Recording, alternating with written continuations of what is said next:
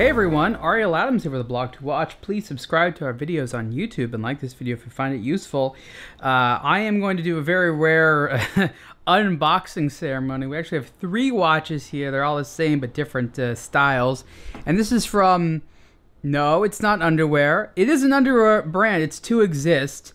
And believe it or not, To Exist worked with a designer named Jason Wilbur, I believe. And he is the guy that designed the Devon Tread 1. And I don't really get the idea behind it. I mean, it's interesting. The watch is cool, but just hear me out, okay? So Devon Tread 1 designer works with underwear maker to make watch. And they come with 3D glasses. I have to admit to you, I have not yet figured out what these 3D glasses are for. You don't need them to look at the watch. There isn't like a video or anything that came with it. So I don't know. I don't know where the 3D thing comes in. But this is the To Exist New York watch, New York City watch.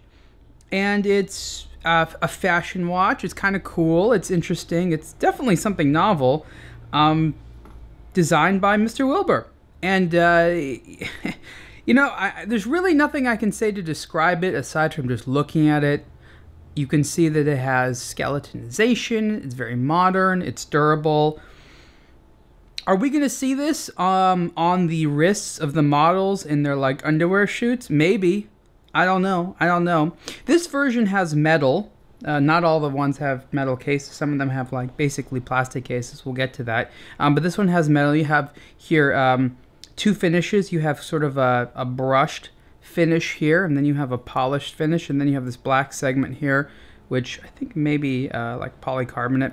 Detailing is really, really great, actually. I think it's very interesting, and you can see the skeletonization, the movement. It's a Japanese quartz movement. It sits in the middle there, and otherwise you can just see right through it there. There's always been this kind of strange dichotomous love-hate relationship with these skeletonized watches where you can see right through the dial. Because on one hand it's cool, on the other hand you have to look at your arm hair all the time. It's not so bad here because there's such a depth of the dial that by the time you look down into your wrist there, you can't really tell, but it's kind of funny.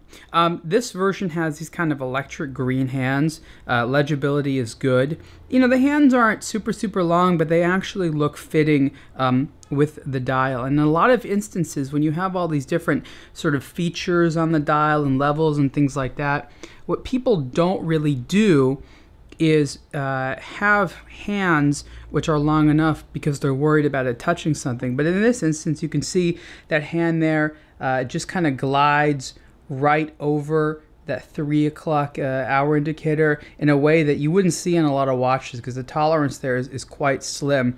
So I appreciate that they did everything possible to make sure that you have an experience with legitimately sized hands. Okay, so let's get to the other pieces here because I know you don't want to just keep hearing about the same watch.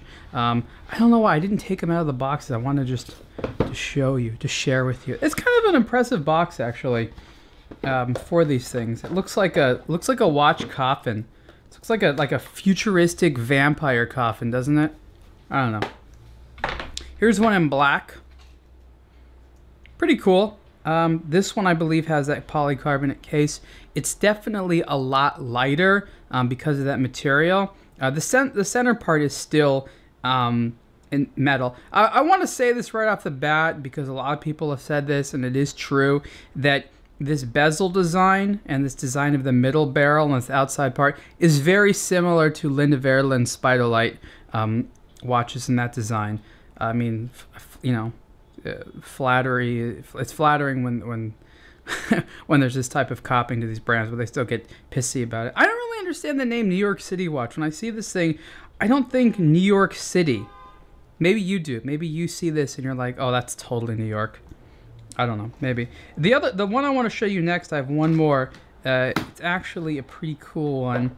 Not for everybody. Definitely not for everybody, but it's a neat one. There's a lot of styles. I think they came out with at least 8 or so different watches in the To Exist New York City collection. All right, let's see this one here. Here we go. The white one. Yeah, there you go. Now this one's going to be a little bit of a dust magnet. You can see the silicone strap here in the case has some black particles that's from this kind of felt-like environment in the box. You can just rinse it off, that's fine. But it's funny when these things, like, you know, they are like lint and dust magnets, but the manufacturer decides to put it in a container, which is going to enhance that. So you can see there, I don't know if you can tell, but there's a little bit of black stuff on there. It washes off easily enough, but it's just funny, like, you just get a watch and you take it out of the box, it's already dirty. Maybe dirty is not the right word, but I don't know. I find that kind of funny. So this white one is pretty interesting. This kind of like mixture of this little bit of red and this white with this black. It is a very stunning design. And from a modern perspective, looking for kind of like a fashionable, high-tech looking, futuristic timepiece, this is definitely cool. This is a cool watch. I don't know that it's something I'd wear a lot of the time, but for some people, like if I had like a teenager or something, yeah, I'd totally get them one of these because I think it's really, really neat. I think that Mr. Wilbur did a really good job with the design, and I think it's great that 2Exist is taking the risk. Price is, I think, $495. So what are you paying for? You're paying for, you know, I guess very unique construction. There's nothing here that is exactly what I would call off the shelf. Everything is pretty custom aside from the movement. You're paying for, you know, I guess the design, the originality. It is quartz, which some people aren't going to be too into, but that's fine. Honestly, something like this, if it was a mechanical watch, it'd be like 10,000 bucks. So for 500 bucks, I think that's great. So anyways, again, this is the 2Exist New York City watch. Price is $495, and you can see the full review on aBlogtoWatch soon. Thanks.